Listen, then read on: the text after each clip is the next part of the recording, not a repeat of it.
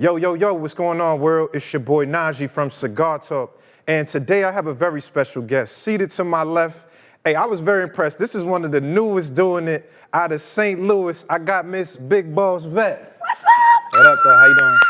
Hey. Good, nice to meet you. What's up? Nice to meet you. What's up? Yeah. Listen, I'm happy to have you here.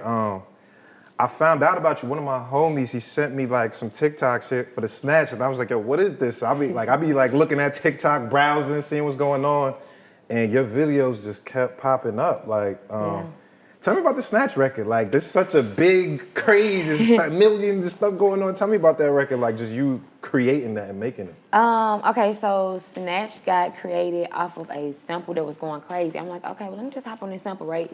And I had told my producer, I'm like, I want to make this beat mine or whatever. So we had built the beat, put the sample in it, but once it started to like go crazy on TikTok, like, and it was time to like clear that sample. Mind you, I'm an upcoming artist, you know, so they like Hold on, came what was back. the sample? Is it the one to dive in it? That's a sample part? That sample right there is me. That's the one that I changed it to. But so it's two sounds on TikTok. It's the one with the sample and it's the one without it. Oh, okay. Yeah. So when it was time to clear that sample, they had came back with this highest number, and I'm just like, yeah, we can't do that. Yeah, like, right. Yeah, I can't. I'm sorry. Right. You know, and that was kind of discouraging because I'm like, what if I change it and it don't sound the same, it don't blow up the same, you know? Yeah. So I was like scared. So one thing led to another. Like they were like, you just got to do something because they want this record now. So I went in the studio, you know, and I'm just chanting stuff, and that he wanna die. That is me. That's you. Yeah, wow. that's me. And when I had put it in, I'm like, this shit sound good. How do it sound even better? Wait a minute, you know. So the first person they caught that I changed the sample was a DJ, but of course they gonna hear it, you know. Yeah, DJ but it still went crazy. And then honestly speaking, so the original sound with the sample actually like it ain't really moving as fast as the one. Like the one that's you. The one that's you. Okay. Yeah, damn. Yeah. So how are you getting used to this whole, you know, because now that you know, I guess you signed, right? You signed the Republic, is it? Republic, yeah. How are we getting used to that whole part of it, right? Because now you have to worry about clearing samples and clearances and things like that versus you when you were just kind of putting shit out and, you know, it didn't matter at that point. How is that adjustment for you, Ben? So I actually got signed during COVID, right?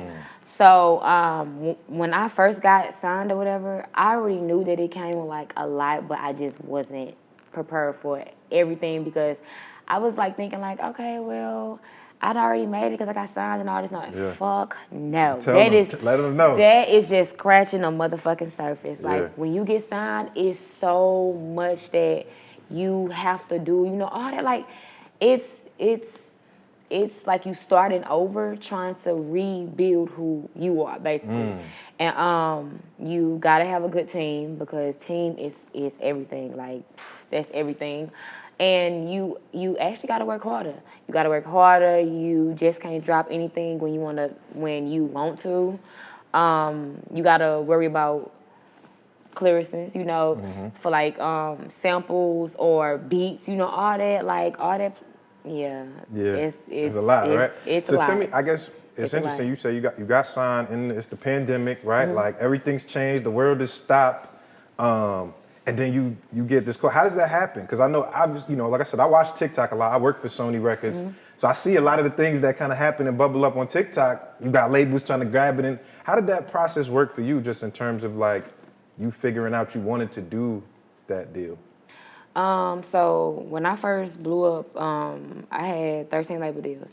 And I'm like going to the meetings, you know, meeting everybody, and I just felt it in my spirit that I'm like, this is the label I want to go with. Like, everything was just everything, and I'm like, okay, I want this one, you know?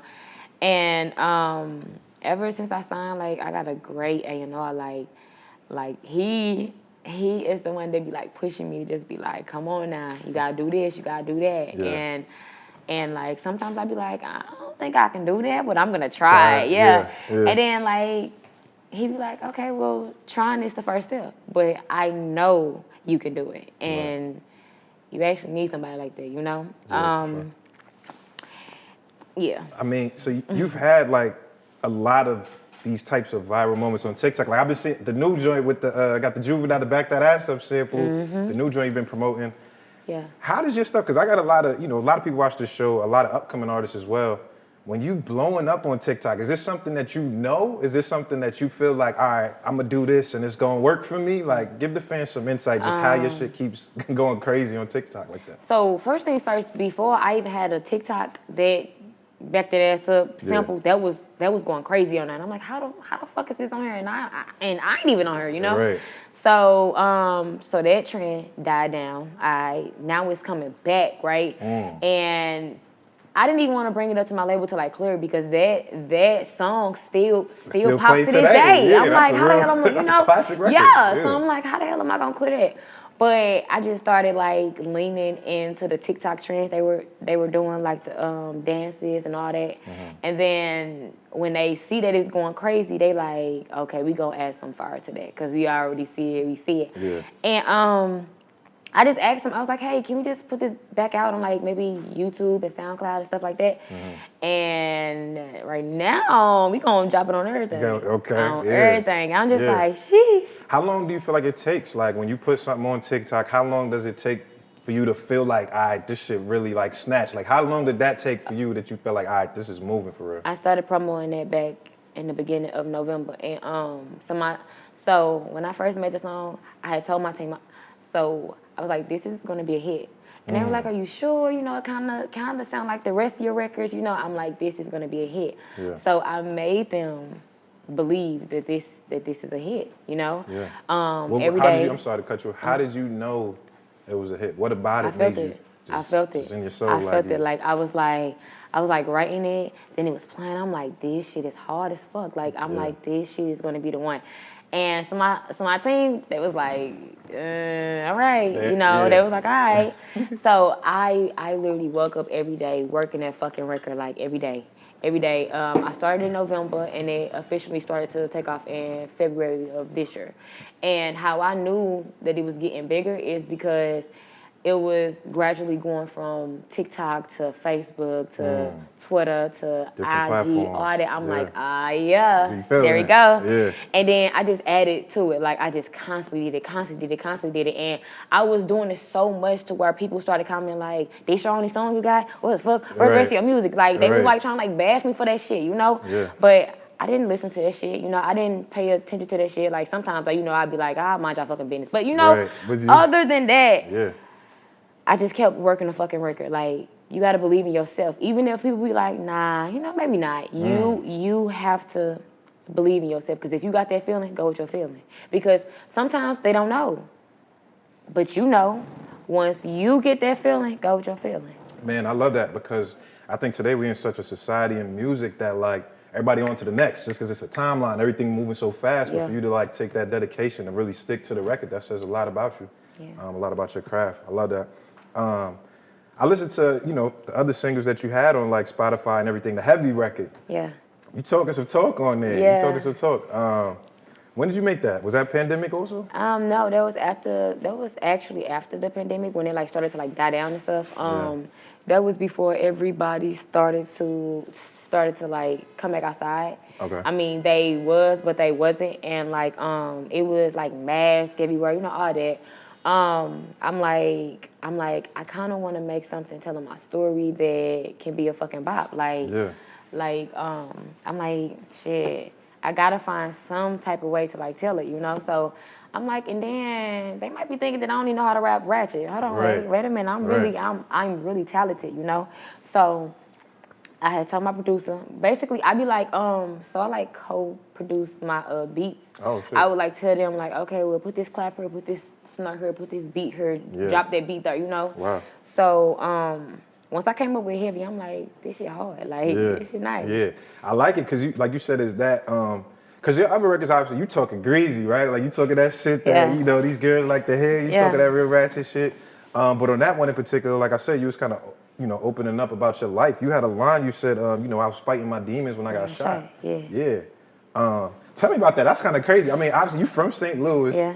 We know how St. Louis giving it up kind of crazy. St. Louis could get dangerous in certain aspects, at least from what I, you know, from what I see. What was that situation like? Just that bar, like what it meant to you? That shit kind of meant everything to me because that was the wake up call that I needed to actually focus on music.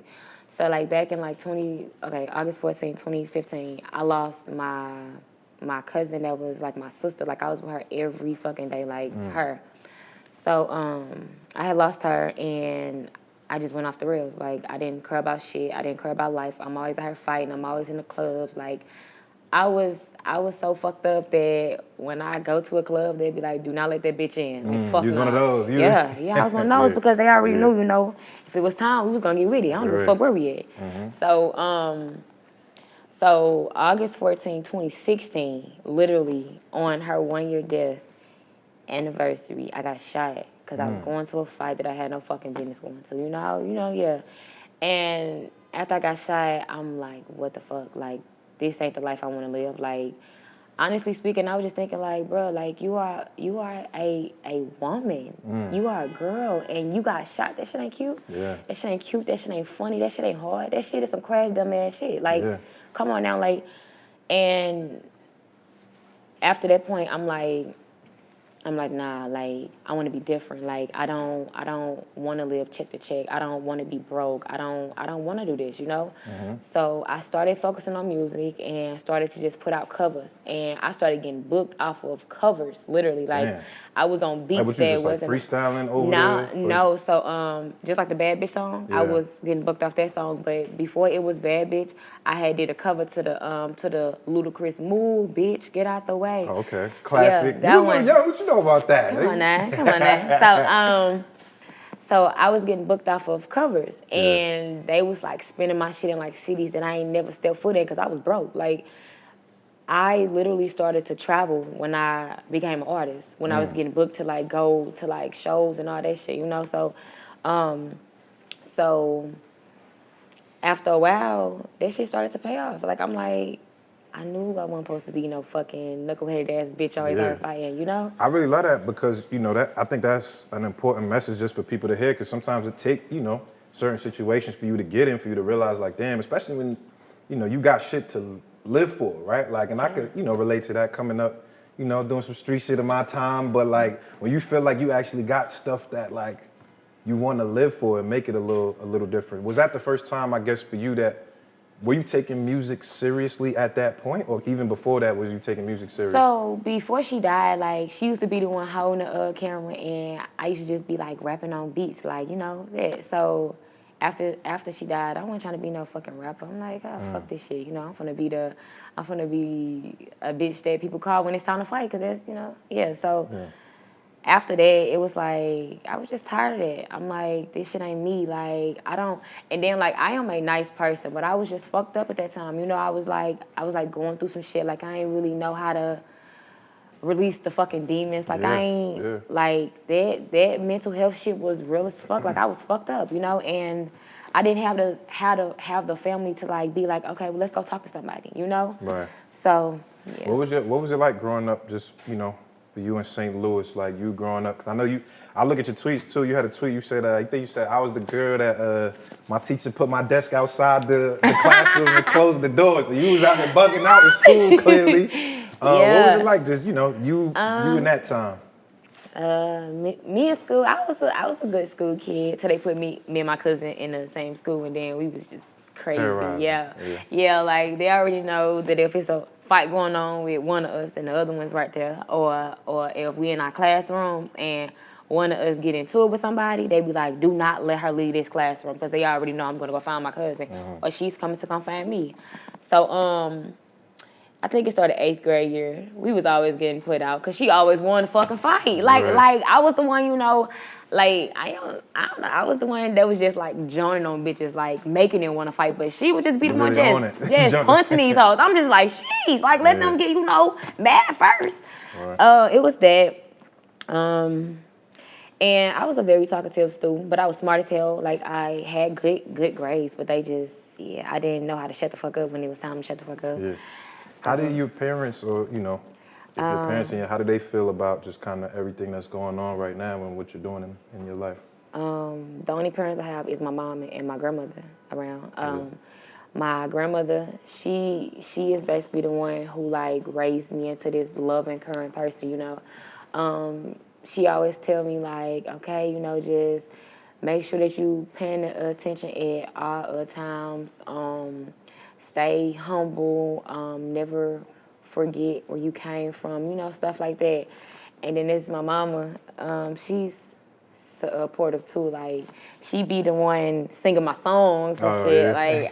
Like yeah, like she like singing my songs, commenting under every damn post. That's her. So that's what's up. Shout out to Mom. Yeah. Another tweet I thought was interesting that you put out. You said you did like a little before and after joint. You said I wanted to get surgery, but I didn't have enough time with my work schedule to you know, to recover, I guess. And I thought that was, you know, that was kind of an important tweet to me, just because I think I saw Nikki had an interview, I think it might have been with Joe or something, but she was saying the pressure that she felt to get a BBL just because of like the state of the industry and different things that she heard. Do you feel like that? Like as a woman rapper, do you feel pressures like in that sort of way to like have to get your body done? Or is it just stuff that you like, you know, I like the way that look and that's what I wanted to do? No.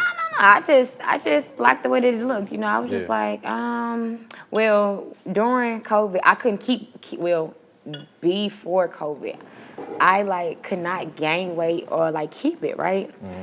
So during COVID, I was just eating just to eat so I can get bigger because I was tired of being, you know, skinny as fuck. I was always skinny. Like, I'm like, shit, like, give me some goddamn weight, you know?